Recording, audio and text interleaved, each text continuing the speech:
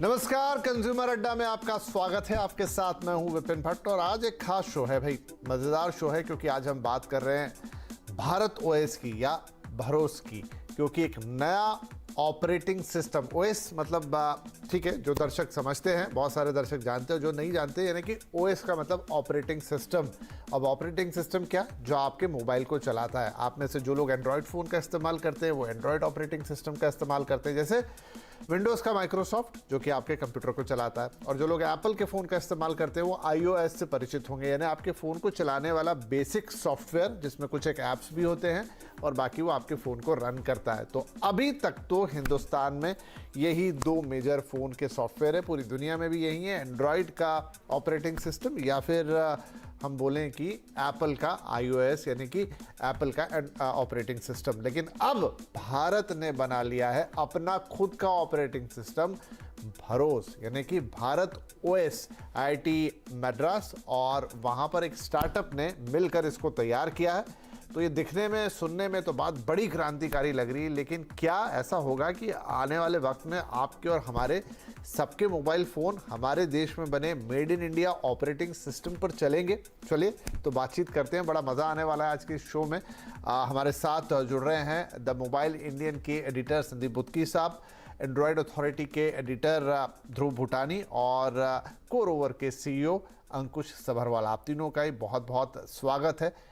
तो संदीप, आपसे शुरुआत करते हैं। आप जितना हम समझ पाए, ठीक है, एक ऑपरेटिंग सिस्टम आ रहा है, भारत में बना हुआ ऑपरेटिंग सिस्टम, लेकिन क्या ये पूरी मोबाइल की दुनिया को बदल देगा? मतलब कल को आपको और मेरे फोन इस पे चलने लग जाएंगे? विपिन, एक अच्छा ओएस आया है विकल्प के तौर पे। एक हिंदुस्तानी स्टार्टअप कम्युनिटी ने इसको डेवलप किया है और भारतीयों को दिया है। लेकिन अगर सबसे पहले ऐसे करते हैं, नाम पे थोड़ी रोशनी डालते हैं। नाम है इसका बहार ओएस, भरोस भी कह सकते हैं, लेकिन अगर ओएस को साइड में करते तो बहार। बहार यानी कि अगर हिंदी वर्ड है, इसका मतलब है वेट। अब सवाल ये आता है कि ये जो वेट है, जो इसका जो भार है, ये किस में भारी पड़ने वाला है? एंड्रॉइड में भारी पड़ने वाला है, जो मोबाइल की दुनिया में एक जाना माना नाम है, और एकदम, अगर मतलब iOS भी है, लेकिन अगर एंड्रॉइड की दुनिया में देखिए जो सबसे ज्यादा फोन यूज करते हैं, वो उसको चैलेंज कर पाएगा? या फिर ये कंज्यूमर से भारी पड़ने वाला है? कंज्यूमर से पड़ने का मतलब क्या होता है कि कंज्यूमर्स की लाइफ को ये आसान करेगा या मुश्किल करेगा? अगर मुश्किल करेगा तो बाहर हो जाएगा, लेकिन अगर थोड़ा आसान कर दे तो बाहर ला देगा, तो बाहर से बाहर बन जाएगा। ये उसका सफर ये तय कर पाता है कि नहीं, ये तो आने वाला वक्त ही बताएगा। लेकिन आज की डेट में अगर बात करें, ये जो एक ऑपरेटिंग सिस्टम ने बनाया है, ये इन्हें बेसिकली बनाया है एंड्रॉइड इकोसिस्टम, एंड्रॉइड का जो प्लेटफॉर्म है उसी पे। अगर सरल भाषा में बात करें कि जो गाड़ी के चेसिस टाइप का होता है, तो चेसिस जो इस गाड़ी का है, जिसमें पूरा बनाया गया है, वो है एंड्रॉइड ओएस। अब उसके बाद क्या किया है इन लोगों ने कहा है कि हम इससे बहुत सारे फीचर्स ऐसे हैं, जैसे आप जो एप्स होते हैं, ऐसा नहीं है कोई भी प्रीलोड करके आपको दे रहे हैं, जो आपको चाहिए आप डाउनलोड कर सकते हैं। कैसे डाउनलोड कर सकते हैं? फिलहाल के लिए साइड लोडिंग की बात की गई है, लेकिन साइड लोडिंग में भी कठिनाइयां काफी हैं, क्योंकि साइड लोडिंग गूगल या फिर iOS अलाउ नहीं करता है बहुत जगहों पे। इसलिए नहीं करता है क्योंकि उसके जरिए आपके फोन की सिक्योरिटी पे लग सकती है सेल। उसके अलावा अभी एकदम प्लेन है, और हमारे जितने मैक्सिमम कंज्यूमर्स हैं भारत में, वो चाहते हैं जब भी फोन यूज करते हैं, सबके सब टेक्नोलॉजी को एकदम अच्छे से नहीं जानते। बस वो ये जानते हैं कि मुझे व्हाट्सएप कॉल करना है, मुझे कॉल करना है, मेरे को SMS करना है, मेरे को फेसबुक पे जाना है। तो उनको कुछ चीजें बना के देनी पड़ती है, और अभी जो थाली दी गई है वो थाली खाली है, उसको भरने की जरूरत है। ठीक है जी, बढ़िया समझा आपने। तो ध्रुव, क्या समझे फिर इसको? कि एक छोटा एग्जांपल मैं लूं जिससे आम लोगों को समझ में आए। जैसे कि OnePlus के फ़ोन होते हैं, वो भी एंड्रॉयड का इस्तेमाल करते हैं, लेकिन वो कहते हैं हम इसके ऑक्सीजन मोड का इस्तेमाल करते हैं या थोड़ा सा प्योर एंड्रॉयड इस्तेमाल करते हैं, उस पर बहुत सारे ऐप्स लोडेड नहीं होते हैं। तो क्या ये भी लगभग वैसी ही चीज़ है?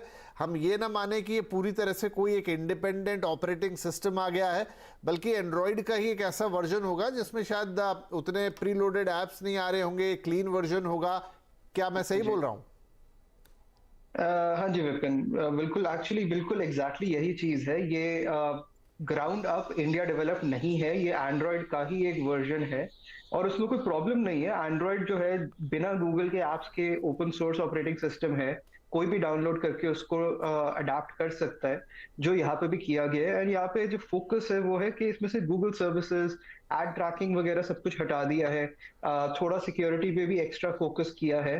एंड जैसे पहले बात हो रही थी इसमें अब काफी ऐप्स है, जैसे अगर आपकी पेमेंट सर्विसेज वगैरह जो है वो नहीं चल पाएंगी क्योंकि वो डिपेंड करती है गूगल सर्विसेज पे। पर ऐसा ऑपरेटिंग सिस्टम आपके सिक्योरिटी रिलेटेड जितने भी गवर्नमेंट ऑर्गेनाइजेशंस है जहाँ पे रिक्वायरमेंट है, या इवन मिलिट्री में भी जहाँ पे एड ट्रैकिंग, लोकेशन ट्रैकिंग वगैरह नहीं होनी चाहिए, उन एप्लीकेशंस में काफी यूजफुल रह सकती है। रेगुलर कस्टमर के लिए शायद अभी नहीं, अगर इसके अराउंड एक काफी कॉम्पिटेंट ऐप स्टोर डेवलप हो गया और डेवलपर अपटेक हुआ तो शायद, बट एज इट स्टैंड्स ये ज्यादा उस मार्केट के लिए है। एंड हाँ जी बिल्कुल एंड्रॉइड पे ही बेस्ड है, सो ग्राउंड अप नहीं डेवलप्ड है इंडिया में। ठीक है, चलिए तो ये भी ठीक है। अब इसको मैं थोड़ा और आगे बढ़ाऊं तो आप अंकुश हमें ये बताइए कि एक जैसे चाहे वो एंड्रॉयड हो, चाहे वो iOS हो, या पहले हमने एक माइक्रोसॉफ्ट का भी रहता ही था जो कि अब तो एक्सटेंट हो गया, वो चलता नहीं है, लेकिन कोई भी ऑपरेटिंग सिस्टम हो उसको एक इकोसिस्टम की ज़रूरत होती है। तो चलिए आपने एक ऑपरेटिंग सिस्टम तो बना दिया, अब क्या धीरे धीरे पहले आपको इसका एक इकोसिस्टम डेवलप करना पड़ेगा तभी ये काम का होगा, नहीं तो एक स्टैंड अलोन ऑपरेटिंग सिस्टम कैसे काम करेगा? I don't know. परफेक्ट, जैसे संदीप जी ने बोला एक प्योर वनीला फार्म है जिसमें अगर बेसिक जो कॉलिंग ऐप है वो तो है, वो भी एक थर्ड पार्टी ऐप है, मैसेजिंग वो भी डिफॉल्ट है, तो डिफॉल्ट ऐप्स हैं।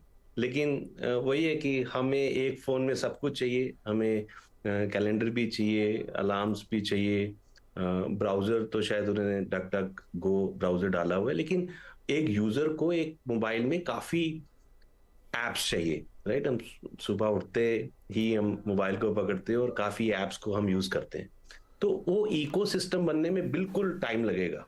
और जब मैंने उनका लॉन्च वीडियो देखा, मुझे अभी नहीं लग रहा है कि उनका P2C जैसे कंज्यूमर मार्केट में जाना उनका अटेम्प्ट है। अभी वो ऑर्गेनाइजेशंस के साथ काम कर रहे हैं। उनका जो पास सर्विस है मुझे जो अच्छी लगी, जो उन्होंने बोला है कि प्राइवेट ऐप स्टोर सर्विसेज है, उसमें क्या होगा कि ऑर्गेनाइजेशन डिसाइड करेगी कौन सी ऐप डालनी है। ऐसा नहीं है कि ऐप बनानी है, जो एग्जिस्टिंग जो एंड्रॉयड में ऐप चलने वाली हैं वो चलेंगी। यहाँ पे सिर्फ एक मॉडरेटर रहेगा, एडमिन रहेगा, वो बताएगा कि कौन कौन सी ऐप्स यहाँ पे अलाउड हैं उसके एम्प्लॉइज के लिए। जैसे ध्रुव ने बोला, मिलिट्री ऑर्गेनाइजेशन या बाकी जो क्रिटिकल सर्विसेज हैं गवर्नमेंट की, वहां पे एडमिनिस्ट्रेटर डिफाइन कर सकता है कि ये ऐप अलाउड है। तो ऐप्स बनाने की जरूरत नहीं है, सिर्फ उसको क्यूरेट वेरीफाई करने की जरूरत है, और उस ऑर्गेनाइजेशन में उस एम्प्लॉइज के लिए वो ऐप्स चलेंगी। हाँ, तो कंज्यूमर मार्केट में आना उसको कौन वेरीफाई करेगा? मुझे लगता है इट्स लॉन्ग शॉट, तो इकोसिस्टम बनाने में वाकई उसको ज्यादा ठीक है। कंज्यूमर के पॉइंट ऑफ व्यू से अभी हम इसको थोड़ा और आगे एनालाइज करते हैं। तो संदीप जी एक चीज बताइए कि अगर इसके बेस में आपने, जैसा हम सब जानते हैं कि एंड्रॉयड एक ओपन सोर्स सिस्टम है और उसके ऊपर इसको बिल्ड किया जा रहा है, लेकिन बेस में तो एंड्रॉयड ही रहा, और एंड्रॉयड यानी कि गूगल, और गूगल के साथ तो 10 तरह के इश्यूज ऑलरेडी हैं, मतलब प्रैक्टिकल से लेकर तो थोड़े एथिकल इश्यूज, सारी बातें हैं, दुनिया भर में वो इश्यूज हम सब जानते हैं। तो फिर इसको हम क्लीन कैसे रखेंगे? ओके, थोड़ा और आसान शब्दों में समझने की कोशिश करते हैं जो हमारे सब व्यूअर्स को समझ में आ जाए। गेहूं से हम पीसेंगे, उसका बनेगा आटा। आटे को हम पूड़ी बना दें या फिर उसके बाद रोटी बना दें। तो यहां पर क्या हो रहा है कि जो आप एंड्रॉइड को ऐसा समझ लीजिए, एंड्रॉइड का प्लेटफॉर्म है, गूगल का बेसिक प्लेटफॉर्म है, वो है गेहूं। इस पे किसी का कोई कंट्रोल नहीं है, मतलब कि आप उसको खुद कंट्रोल कर सकते हैं, आपको किसी थर्ड पार्टी पे डिपेंड नहीं रहता है। अब उसके बाद आप उसकी रोटी बना रहे हैं, पूड़ी बना रहे हैं, जो चीज आप डालेंगे, यानी कि अजवाइन डालेंगे पूड़ी करने के लिए, या फिर ऑयल यूज करेंगे उस पूड़ी को फ्राई करने के लिए, और या फिर तवा यूज करेंगे रोटी को गर्म करने के लिए, वो सब चीजें हैं जो गूगल अपने एंड्रॉइड इकोसिस्टम में और डालता है ताकि आप जो चीज बनाना चाहते हैं उसका लुत्फ उठा सके। अब क्या हो रहा है, हमने प्लेटफॉर्म तो गेहूं तो यूज कर लिया यहाँ पर, लेकिन जो बाकी चीजें जिसकी वजह से गूगल डेटा ले सकता था, चाहे शेयरिंग की वजह से या परमिशंस लेता था आपसे, वो सब यहाँ पर नहीं दी गई है। तो इसीलिए वो वाला डेटा की तो टेंशन नहीं है, पर प्रॉब्लम यही है कि अभी के डेट में जैसे उन लोगों ने अभी जो लॉन्च किया है, उन लोगों ने ये किसको दिया है या कौन सी कंपनी इसको यूज कर रही है। वो कंपनी यूज कर रही है जहां पर प्राइवेसी के लिए बहुत ज्यादा इंपॉर्टेंस है और बहुत सारे उन्हें तीन चार कंपनी काम कर रहे हैं, उन्हें दिया है, पर उनके लिए सिक्योरिटी बहुत इंपॉर्टेंट चीज है। तो कह रहे हैं आप इसे अपने ऑफिशियल फोन की तरह यूज करिए, यानी कि वो अभी भी जो उनके एम्प्लॉइज उस फोन को यूज करेंगे, जो डेटा ट्रांसफर करेंगे या यूज करेंगे, वो अपने पर्सनल डिवाइस की तरह यूज नहीं कर रहे हैं। ये हो सकता है आगे चल के ये एक, जैसे किसी जमाने में ब्लैकबेरी अपने होता था और ब्लैकबेरी कहता था कि सिक्योरिटी के मामले में वो बहुत ही स्ट्रांग है, उसकी सिक्योरिटी में कोई सेन नहीं लगा सकता है। तो ऐसा हो सकता है आने वाले वक्त में ये एक एंटरप्राइज सेगमेंट के लिए एक ऐसा ओएस बन जाए जहां पर सिक्योरिटी पे काफी ज्यादा कंट्रोल होगा और एम्प्लॉइज और not Indian but international companies भी शायद इसे यूज करें। लेकिन कंज्यूमर्स को करना होगा इंतजार, क्योंकि अभी पूरा के पूरा जो माहौल है वो एंटरप्राइज से फोकस लग रहा है। जब माहौल चेंज होगा, इकोसिस्टम डेवलप होगा, जैसे मेरे बाकी पैनलिस्ट भी कह रहे थे, उसके बाद कंज्यूमर्स के लिए इसमें कुछ इंटरेस्टिंग होगा। लेकिन फिलहाल के लिए एंटरप्राइज से फोकस है, सिक्योरिटी पे ज्यादा।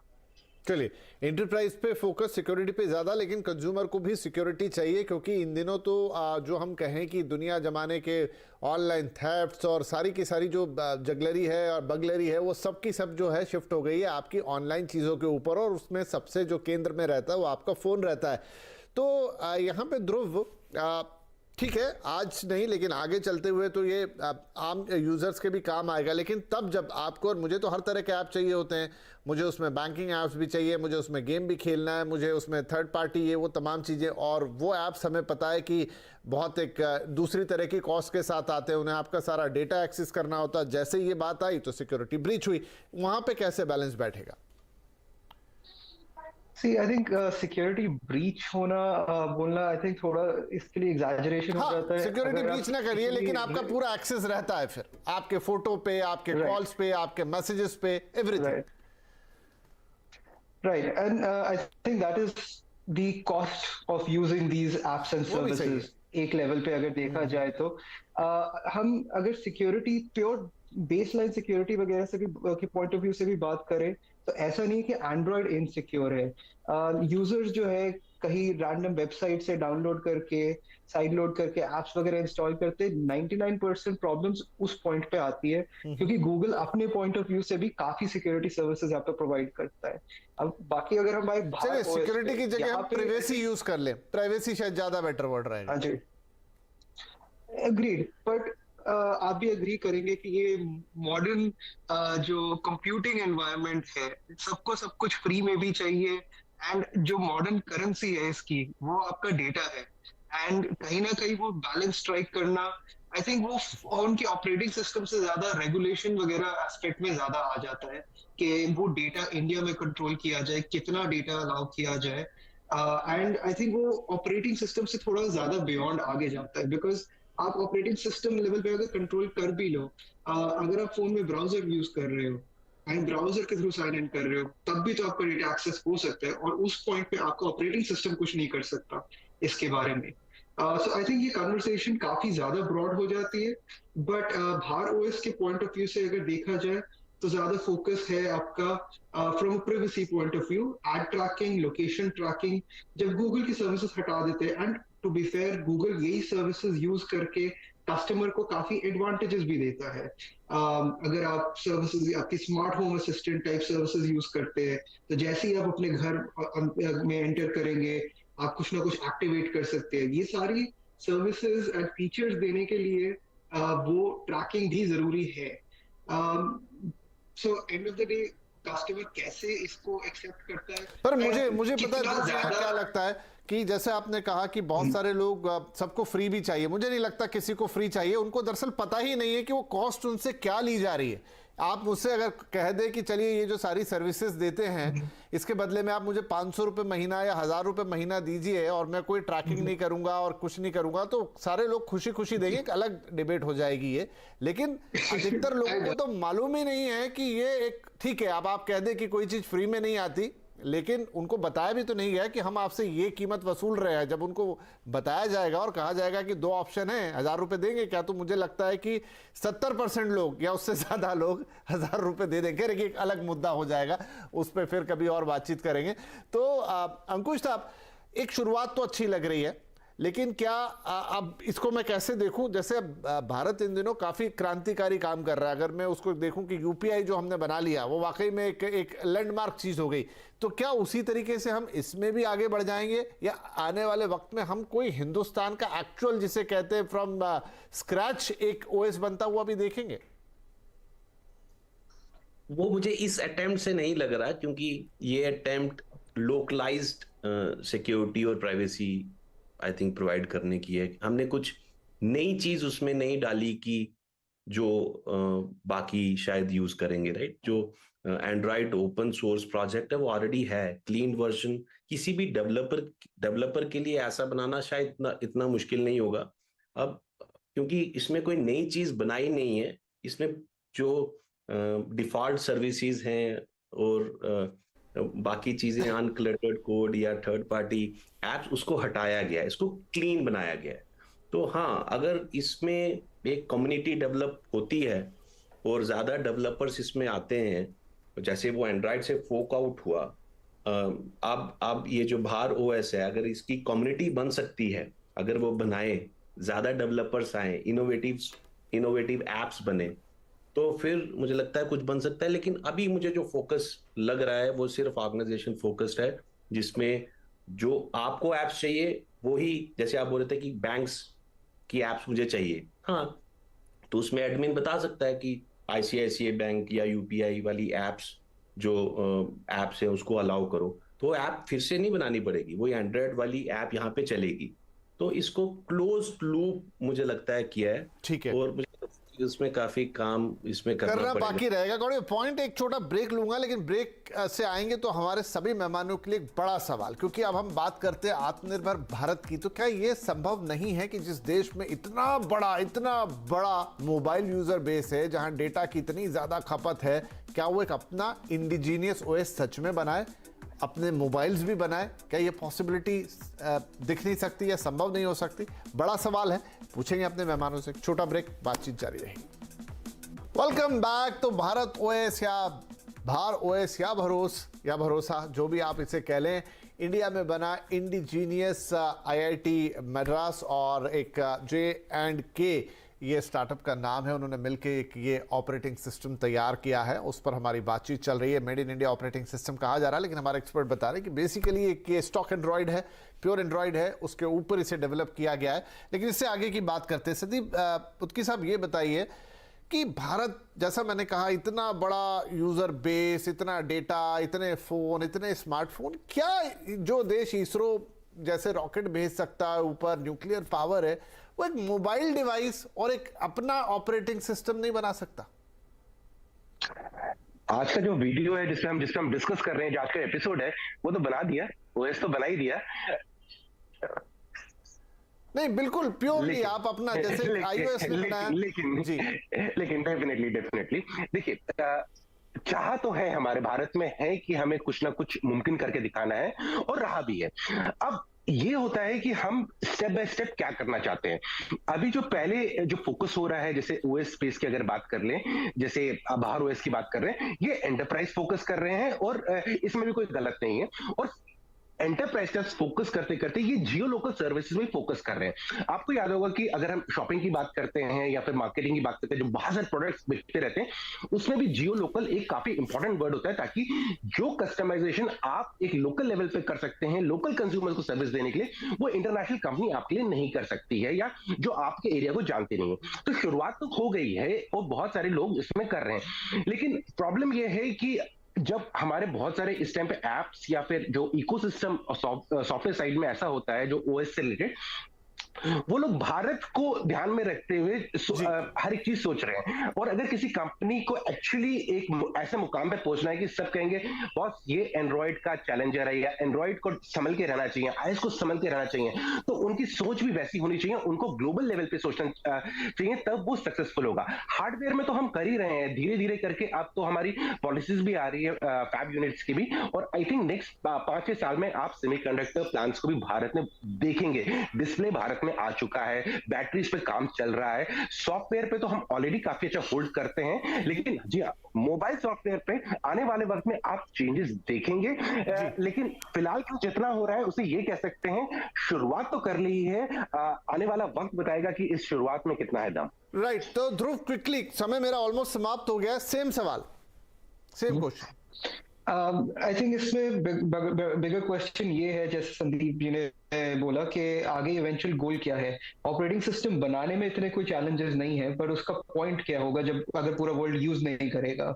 आपने जैसे पहले विंडोज फोन की बात की, इकोसिस्टम्स वगैरह डेवलप होते हैं, पूरा वर्ल्ड है, पूरी दुनिया एक तरफ, अकेला भारत एक तरफ नहीं, पर हम साइलोड वर्ल्ड में नहीं रहते हैं ना। आप जब कोई कंज्यूमर यूज करता है, वो पूरे वर्ल्ड में बने हुए एप्लीकेशंस यूज करता है। अगर आप एक ऑपरेटिंग सिस्टम सिर्फ इंडिया के लिए बनाओगे, पूरा वर्ल्ड ऐप सिर्फ इंडिया के लिए क्यों बनाएगा? सो जो अगर विजन है ग्लोबल एक कॉम्पिटिटर बनाने की हुई, तो टेक्निकल प्रॉब्लम यहाँ पे कुछ भी नहीं है। टेक्निकल कैपेबिलिटीज इंडिया में एब्सोल्युटली है अपना ऑपरेटिंग सिस्टम बनाने की, बट सिर्फ एक इंडिजीनियस ऑपरेटिंग सिस्टम इंडिया के लिए I think modern internet connected environment में इतना कोई सेंस नहीं रखता। नहीं, लेकिन जैसे हमने यूपीआई भी तो बनाया, अब तो उसको दुनिया के बहुत बड़े बड़े देश इस्तेमाल कर रहे हैं।